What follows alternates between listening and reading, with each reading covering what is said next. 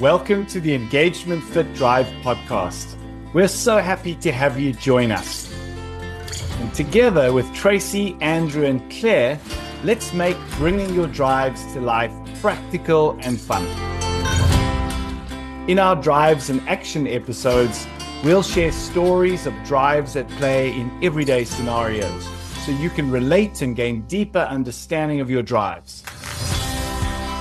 In our Driving Impact episodes, we'll sit down with incredible guests who are using the Drive framework and tools to create meaningful impact, both professionally and personally. Whether you're here to better understand yourself, your team, or simply curious about living a thriving and inspired life, you're in the right place.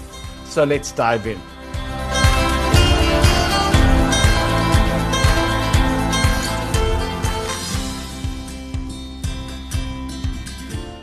This episode explores the 4 thinking drives that shape how people process information, make decisions, and contribute intellectually within teams. We are going to talk about the skeptic, the specialist, the orientator, and visionary. Together, these 4 thinking drives bring balance and perspective to teams.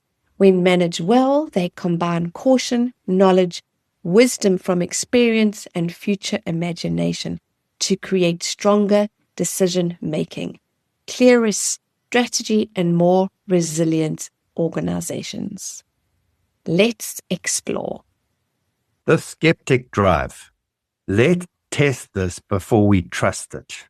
Skeptics ensure stable outcomes by using critical thinking, asking questions, and thorough verification to identify potential risks and confirm that all decisions are grounded in reliable evidence.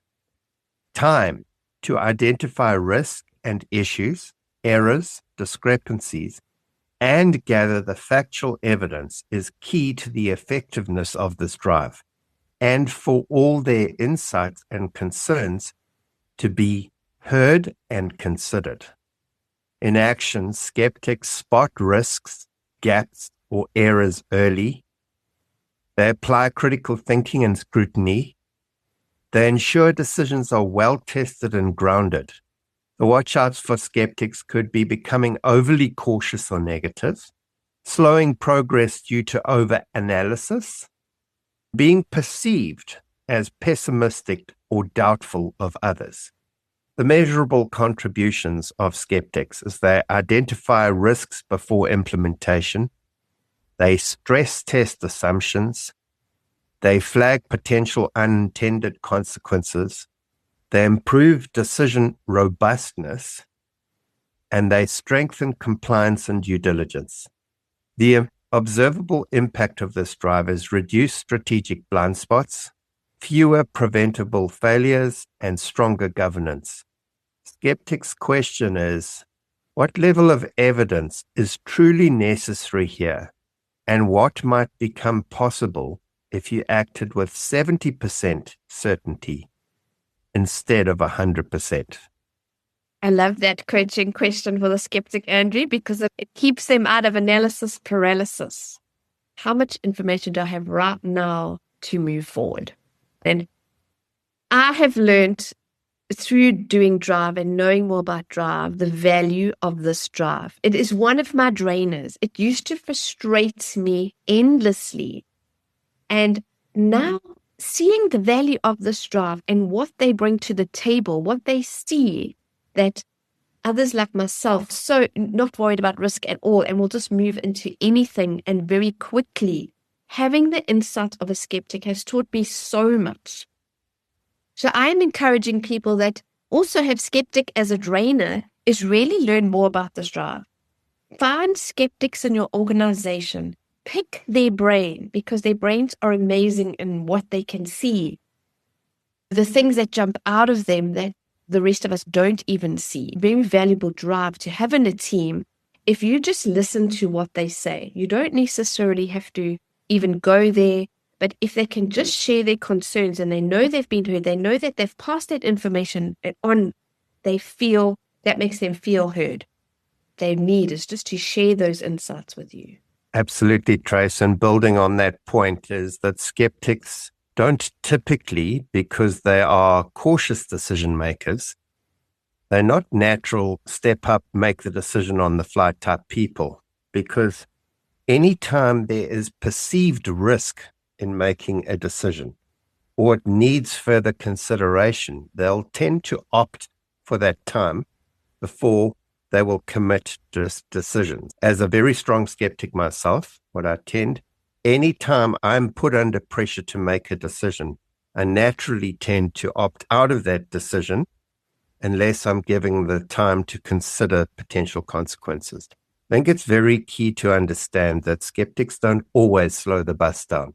It's when skeptics listen, there's incongruency in what they're listening to, and the potential risk of not doing due diligence before you execute could result in high-stake consequences. That's when skeptics will naturally want to be heard.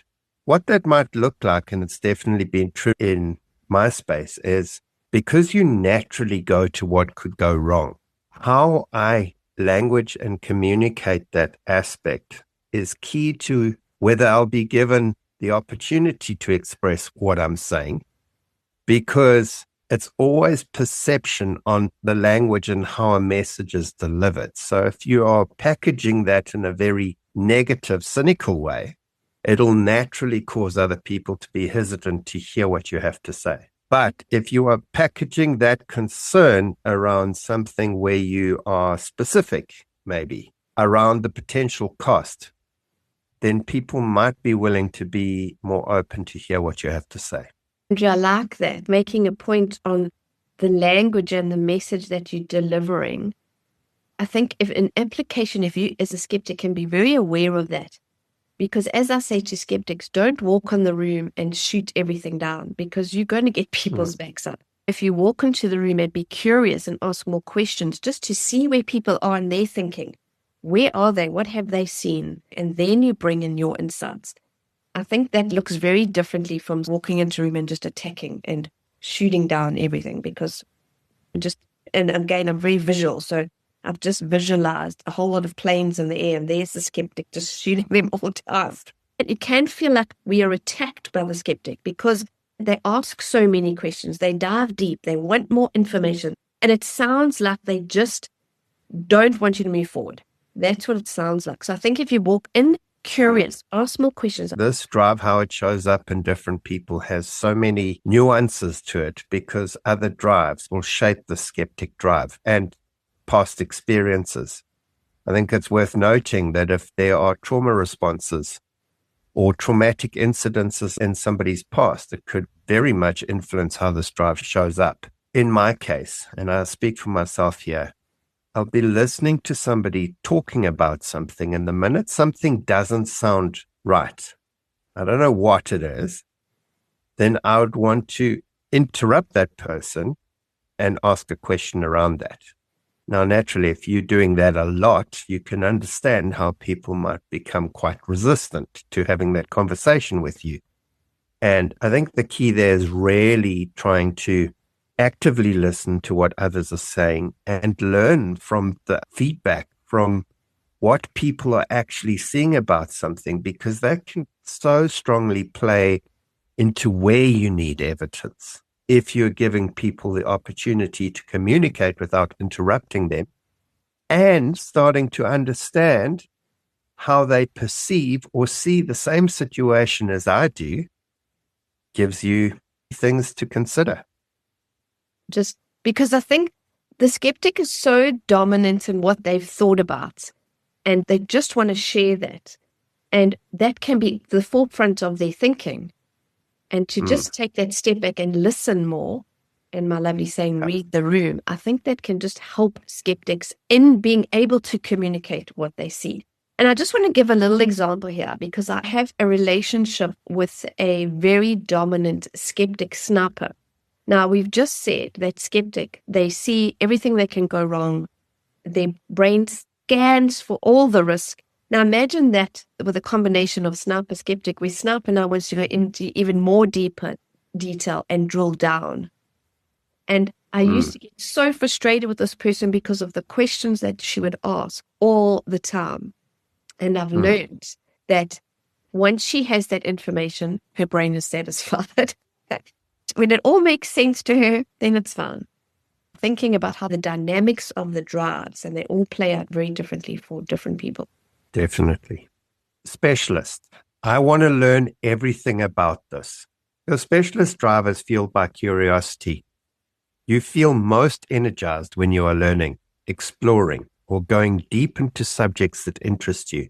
The process of discovery itself fulfills you, yet your energy is sustained when your learning is purposeful, applied, and shared. To engage this drive well, focus your curiosity strategically, define clear learning outcomes up front, and set time boundaries to avoid unnecessary rabbit holes, and build trusted sources to guide your exploration. Be mindful that not everyone shares your appetite for depth. And remember that the difference between meaningful expertise and scattered knowledge lies in disciplined, focused application of what you learn. Specialists in action pursue knowledge driven by curiosity, develop deep insight in areas that fascinate them, and gain expertise where energy is naturally strong. Watch outs for this drive is losing energy quickly when curiosity is low, becoming overly niche or narrow, or struggling to engage in topics they find uninteresting. The measurable contributions build depth in specific knowledge domains. They produce research, technical documentation, or subject insight. Continuously upgrade capability areas. They build next-level insights through focused inquiry, and they identify nuance others may overlook. The observable impact of specialists is higher intellectual credibility, deeper subject mastery in teams, and reduced superficiality. Specialists might ask themselves, where does my curiosity create the greatest meaningful impact right now? And what clear outcome will define done before I begin? Andrew, I just want to comment.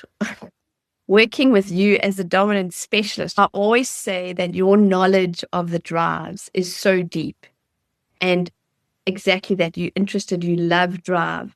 And I love working with you. So that is what a specialist brings. They will bring that deeper insight because that curiosity to learn more, to go deeper, to go to the next level. So I've really learned a lot from you again, working with you as with your dominant specialist.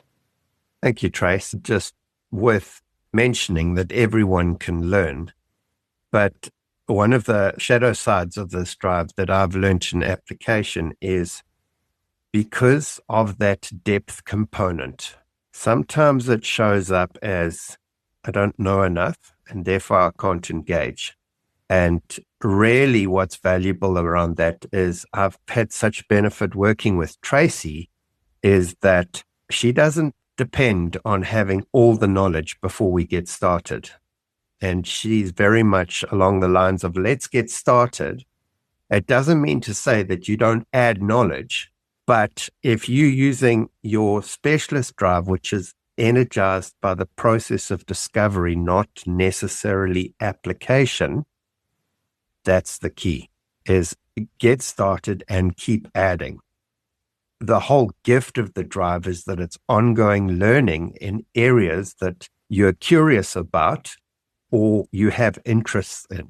Nice insight, Andrew. Yeah, and sharing the drive dynamics again and how these drives really work so well with each other and connect. And like you said, this is the thinking drive and working with someone that can then bring the momentum and get going. Yeah.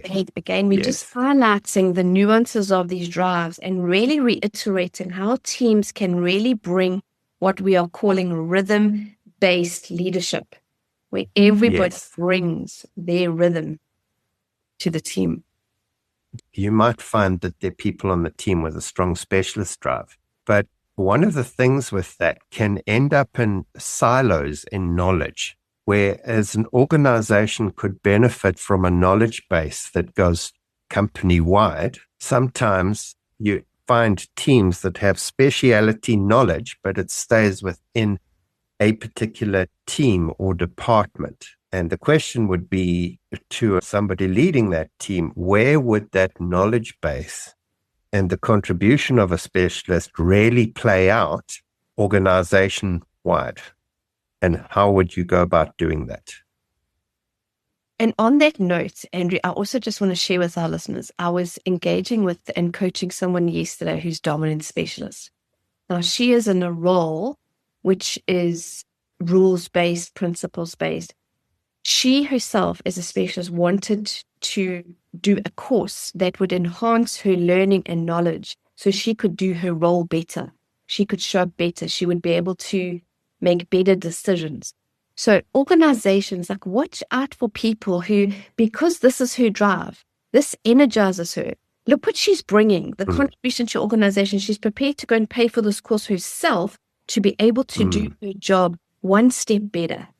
That is a true specialist. They want to learn deeper, more. Look, obviously she's employed. She can do her job, and I'm sure she's doing a great job. But she wants to take it to the next level of knowledge. And that is so inspiring. And I'm just encouraging organizations to really, your people, they are not a number on a spreadsheet. They are not a liability. When you understand their drives, they bring this contribution. Such a great point, Trace.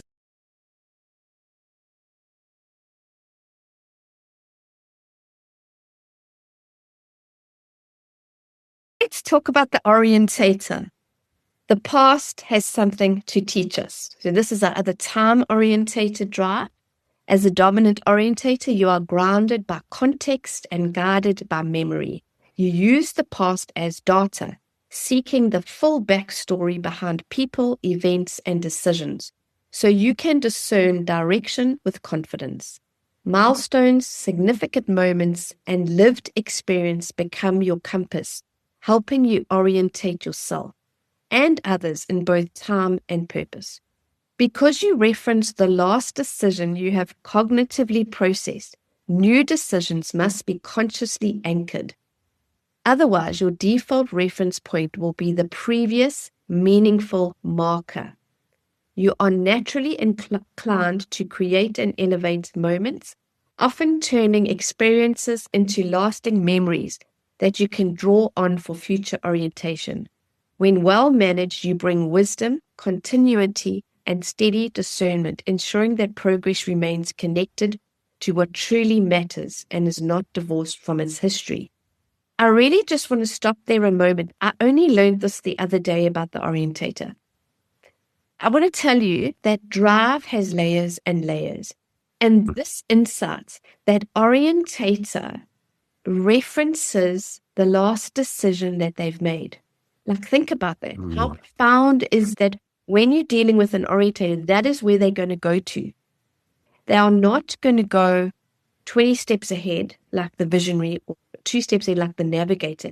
Their reference is, what have I just decided? What has just happened? What experience have I just experienced? That is really valuable insight for this drive. And in action, they draw on history, memory, and past patterns. They anchor decisions in context and continuity, and they create meaning by connecting past to present. They need to watch out for becoming stuck in what worked before, over-referencing history when innovation is needed. They may have a reluctance to deviate from familiar paths. Their measurable contributions preserve institutional memory, identify historical patterns influencing current decision. They will prevent repetition of past mistakes, protect organizational legacy and continuity, and ground strategy in proven experience. Observable impacts, stronger continuity, reduced cultural drift, decisions informed by precedents. So the question would be, what decision or moment are you currently using as your reference point? And is it still the right one for this situation? To me, it is a very grounded drive because their reference is in something that it's proven, it's already happened, it's concrete. So I feel that orientators are very grounded individuals. because their whole being is in relation to what has been. As a dominant drive, it's quite rare. It's a drainer for a lot of people. And I think it's got a lot to do with us moving forward, technology, the speed at which we are heading into the future. And we're losing that sitting around the fire, handing down these beautiful generational stories. We don't do that anymore. So I feel that has a lot to do with it. But orientators can bring so much insight because they will also keep us grounded. That we have learned from our past, and we better not forget that. Our past is important. And it doesn't mean they're stuck in the past. They use it as a reference. What comes to mind when you're talking like that is that how little time do we prioritize in our busy lives for reflecting on what we can learn from the past? I don't think that's naturally comes to a lot of people. Let's move on to the last of the thinking drives, visionary, and let's imagine the future. So completely opposing to the orientator as a time-orientated drive. A visionary is driven by the need to envision the future and connect today's actions to tomorrow's possibility. Their energy expands when they are given space for big picture thinking, where they can explore direction without being pulled prematurely into micro detail. Visionary energy needs the freedom to sketch the horizon before defining the steps, and it thrives in environments where there is a receptive audience willing to consider long-term potential, more than immediate execution. They are motivated by meaning, understanding where the work is heading and why it matters. When given space to articulate future direction, visionaries help create clarity, belief, and a compelling sense of purpose that anchors sustained effort. In action, they will see possibilities far beyond the present, articulate compelling future direction, and inspire long-term purpose and imagination. Our brains don't know the difference between imagination and reality, and that's why this visionary drive is so powerful, because what you imagine as a visionary comes to fruition because your brain is already putting in steps to make that a reality. And visionaries change the world through what they imagine. What they do need to watch out for is focusing too far ahead and losing the present. Ideas that feel abstract or ungrounded to others. Becoming frustrated when people can't see the same future. So these watch out. If you talk to a visionary, and I had a lady the other day, very strong visionary. These are very much a part of her life where she lives in the future. And I'll just share with you, they were building a house. The plans hadn't even been done yet, and she was already cooking in her kitchen. Her husband was still trying to make sense of getting the plans done, and she was already cooking in the kitchen. So now you see that vision, how powerful it is, because obviously it's going to come to fruition. They are building a house, but this is how this visionary thinking works, that once you've envisioned something, your brain then already starts putting things in place to make that happen. Even powerful drive, but they get very frustrated with people can't see that end, and they do tend to live too much ahead of time. They lose out on what's happening right now because they're already living there. She's already cooking in her kitchen. She's not in her present house doing what she's doing right now. Their measurable contributions articulate compelling future states, shape long-term direction, inspire strategic repositioning, create roadmap orientation. They will help teams see beyond present constraints. I think this is also a huge one because a lot of people, there are people with drives that can't think too far ahead. They can't see onto the future. And this is what a visionary can help the team with, or the company. The observable impact, clearer long-term strategy, increased future alignment, directional coherence. And the question is, what is one tangible step today that brings others closer to the future you see? And here again, communication is so important because maybe you can communicate that one step that help others to see. I say to visionaries, sometimes you've got to break it down. How far can people see? Can they see a week or a month from now, and really meet them where they're at in your communication about your vision? Visionaries are great to have right at the top of organizations because vision, but is the company where we headed? But if that is not communicated down, people don't know where we're headed, or it's not as clear as it could be. So communication is a very key aspect of this drive. And we say that, and it's probably with all drives, we all need to communicate. But it's just, like we said, the level of detail, or in this case, how far ahead are you going to communicate? Couple of thoughts that come to mind when you're talking communication, Trace, and not only thoughts, had practical experience of this, is very often what the visionary is communicating is so real to them that their thinking is so far ahead of other people. And this is what it might look like in practice to the audience that's listening to those insights, especially detail-orientated people. The question would be, well, what's the evidence of that? And what are you talking about? That doesn't practically exist today. We've said this many times, that visionaries are very far ahead in their thinking, but it is a real tangible thing. So part of the communication bit is how you language that, considering that, and we've already spoken about the time orientation drives here, but specifically first responder, which is not a thinking drive and is very now focused. Just in how you language something can derail a first responder, because the language sounds like, I need you to stop what you're doing right now and do this. That's not what the visionary intended, but that's how it's received. The more we leave out key detail in what we're communicating, the more people tend to assume. And anytime you assume things, there's a breakdown in communication.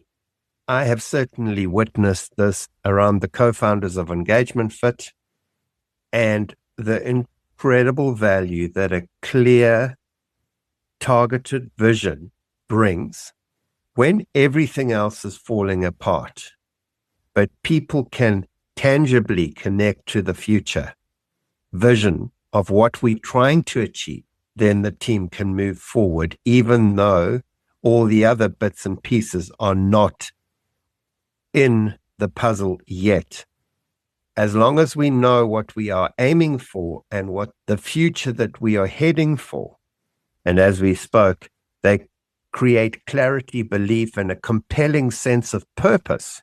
If the vision brings that, then the team following doesn't necessarily need the level of clarity, as long as they can tangibly connect to the vision. Andrew, I think that's powerful. And you know what I would like to add? Even the people at the top of organizations, if they are not natural visionaries, having someone to guide them in this, because not only what all those things that you said, but they will bring hope. And we need hope. If you can give people hope in the direction that we headed, I think it's something to consider.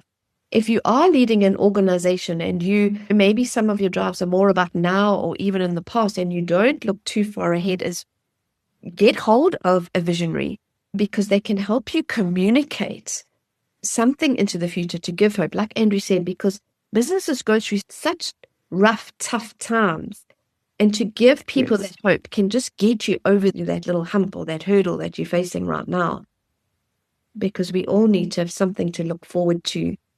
The other value of a clear vision is that it outlasts the person. And that's also great, because if it is something that outlasts a person who starts a company, for example, it means that the vision keeps bringing future direction to where the company is heading. It's not dependent on the founder of the organization. That's so important. Yeah, exactly that. It can carry on. Beautiful. Let's recap these 4 thinking drives. Skeptic, primary motivation is caution. Awareness becomes application through analysis and risk filtering. The skeptic gathers data, tests assumptions, and then identifies flaws, mitigates risk, strengthens decisions. Application looks like refinement and protection, not speed. The orientator, primary motivation to value the past. Awareness becomes application through historical referencing.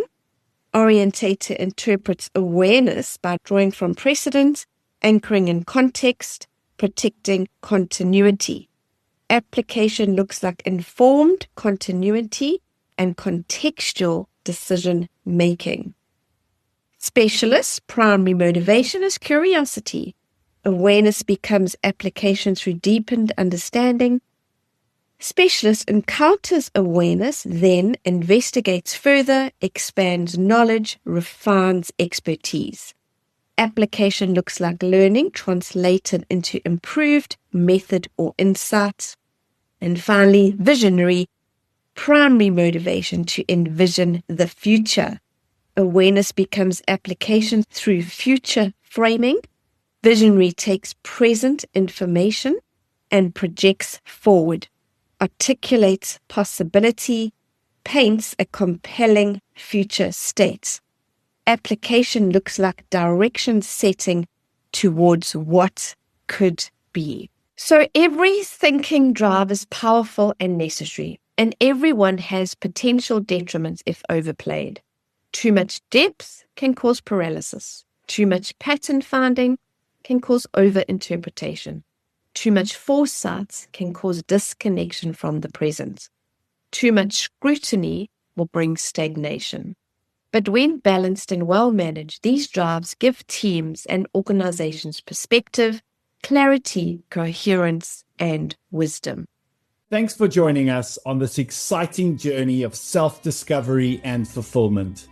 We hope you found inspiration, practical takeaways, and maybe a deeper understanding of how drives work in action. If you want to discover your drives, head over to engagementfit.com and take the drive assessment. If you loved this episode, remember to hit the subscribe button. We'd also love to hear your thoughts, so leave us a review or share this episode with someone who's ready to unlock their drives and thrive. Until next time, keep driving towards a life of meaningful impact.